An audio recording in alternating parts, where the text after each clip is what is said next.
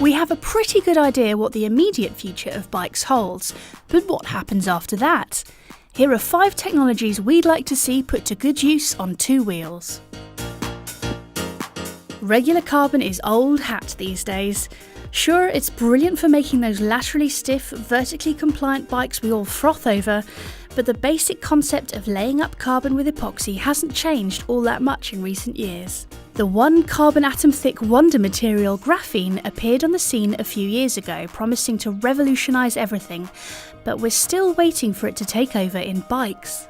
UK brand Dassi has already made a graphene road bike called the Interceptor. This incorporates the material in the resin that binds the carbon together, producing a stronger frame for a given weight. The process is much the same as for standard carbon bikes, and its designers reckon a 500-gram aeroframe is achievable. Graphene also has conductive properties which could be exploited in the creation of frames with some sort of built-in intelligence.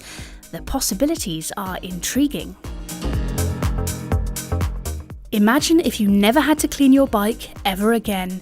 How amazing would that be? Various non-stick and water-repellent coatings have been around for years, so why couldn't we have them on our bikes? Back in 2014, Nissan treated a car with something called Ultra Everdry, and it seemed like mud just wouldn't stick to it. The problem with such coatings is that they need regular application to work, so they're not really a labour saving. A permanent non-stick finish for bikes would be a godsend for winter riding, and what a difference it would make in cyclocross.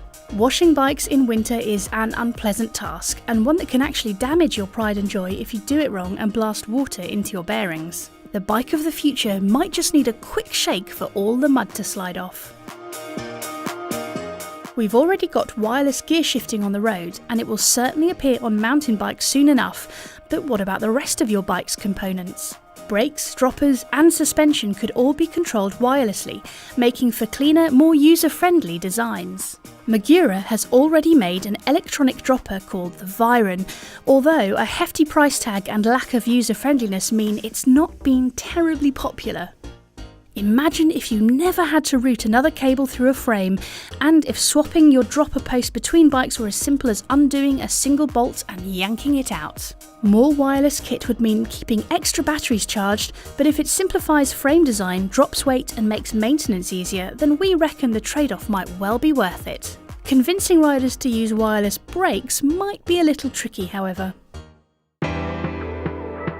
Modern mountain bike suspension is pretty incredible, combining lightweight with truly impressive performance. At the moment, on-the-fly adjustments tend to be limited to climbing lockouts and the like, but what if you could precisely adjust damping as you rode? Fox's never quite available live valve promises to offer something along these lines, but what we'd really like to see is a true magnetorheological damping setup as found on certain supercars like the Audi R8.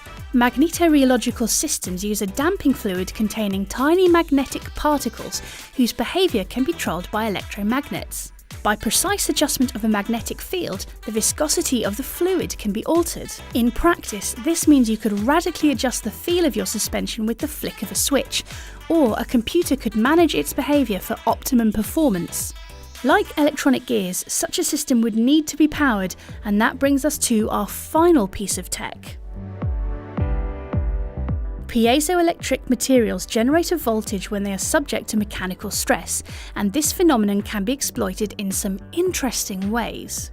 Way back in 2008, researchers at a French university were able to demonstrate that a piezoelectric generator could be used to produce a few milliwatts of power, theoretically enough to power a small LED light. We'd love to see such a system employed to keep Di2 batteries topped up, or to power your Garmin on a bikepacking expedition.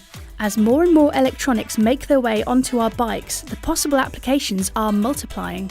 While there's no such thing as a free lunch in engineering, this is probably about as close to one as you'll ever get.